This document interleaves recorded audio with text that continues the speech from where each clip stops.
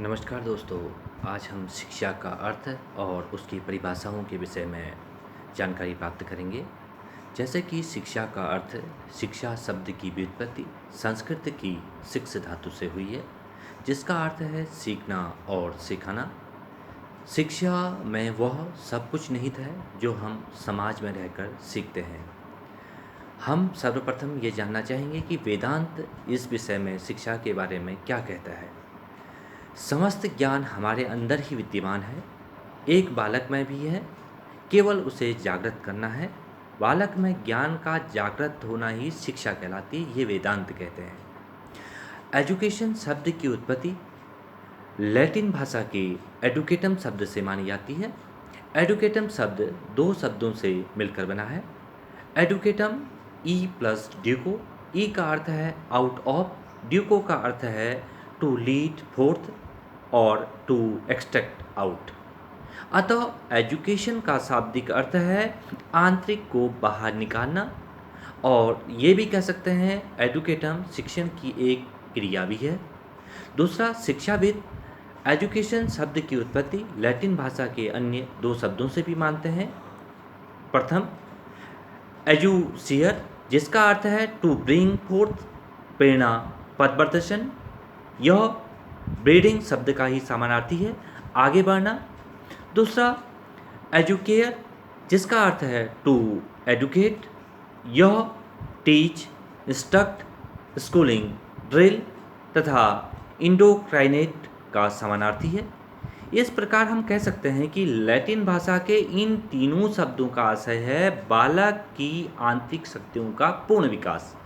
इस प्रकार शिक्षा सीखने सिखाने की क्रिया है। शिक्षा के द्वारा बालक का सर्वांगीण विकास करना। शिक्षा बालक के आंतरिक शक्तियों का विकास करने में सहायक है।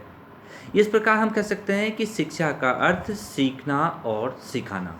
शिक्षा समाज में सदैव चलने वाली सौद्देश्य सामाजिक प्रक्रिया है, किसी न किसी उद्देश्य को लेकर के समाज में चलने वाली एक प्रक्रिया है। शिक्षा जन्मजात शक्तियों का विकास करती है। शिक्षा के द्वारा हम ज्ञान और अपने कौशल में वृद्धि करते हैं। शिक्षा के द्वारा ही हम अपने व्यवहार में परिवर्तन करते हैं। शिक्षा के द्वारा ही हम सभ्य, सुसंस्कृत, योग्य नागरिक बनना हमें शिक्षा ही सिखाती है।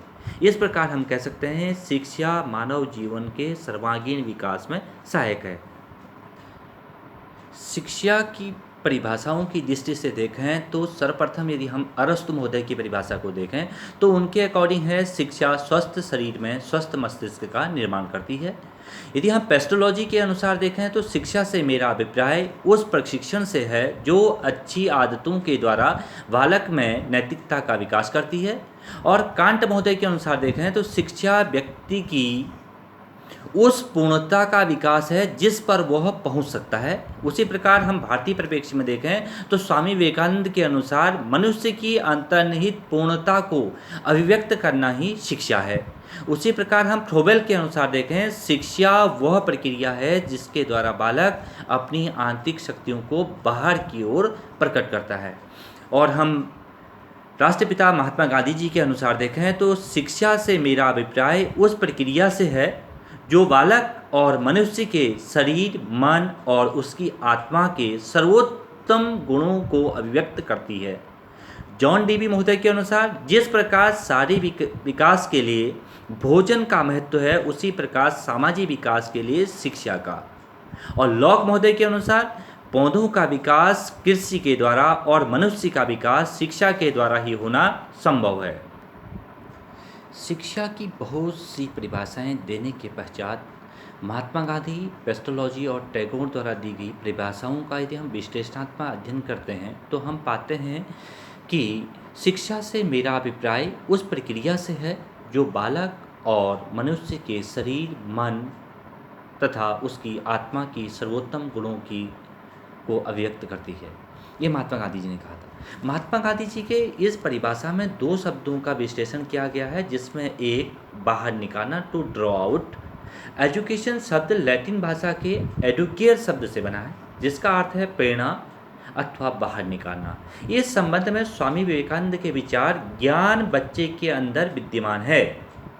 फ्रोबेल का मत था कि शिक्षा जो बच्चे के अंदर निहित है उसे व्यक्त करना, अर्थात ज्ञान पहले से बालक के अंदर है, इसे बाहर निकालना शिक्षा का कार्य है।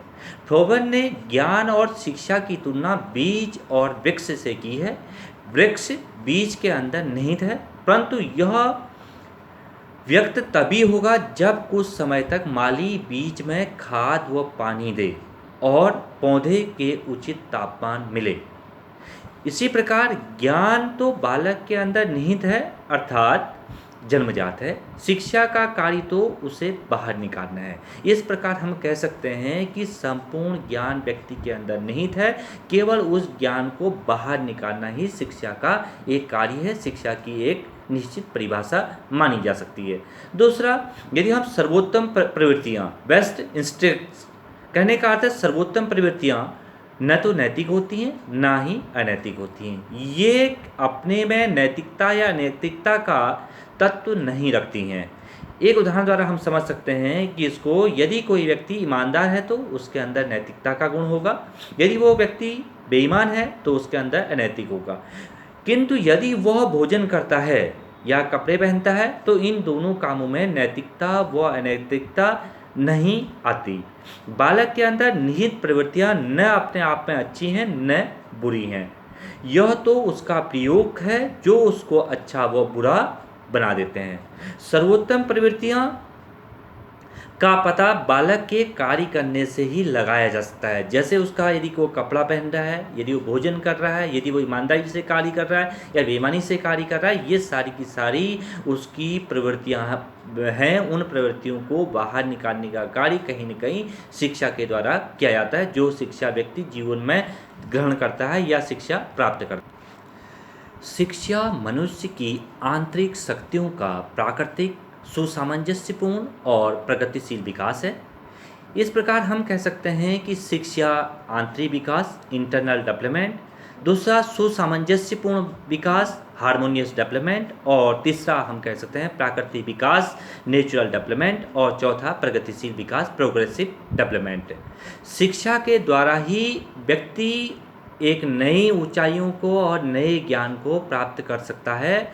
इस प्रकार हम कह सकते हैं कि शिक्षा एक सामाजिक प्रक्रिया है जिसके द्वारा मनुष्य की जन्मजात शक्तियों का विकास होता है। इसके आचार विचार में निरंतर परिवर्तन और परिमार्जन और शीघ्र अतिशीघ्र कुछ न कुछ परिवर्तन मानव जीवन में होते रहता है, और वह अपनी सभ्यता और संस्कृति को समझने और उसको सुरक्षित रखने और उसमें विकास करने में समर्थ होता है। इसी प्रकार हम यदि टैगोर महोदय के अकॉर्डिंग देखें तो कहीं न कहीं भौतिक स्तर और आत्मिक स्तर से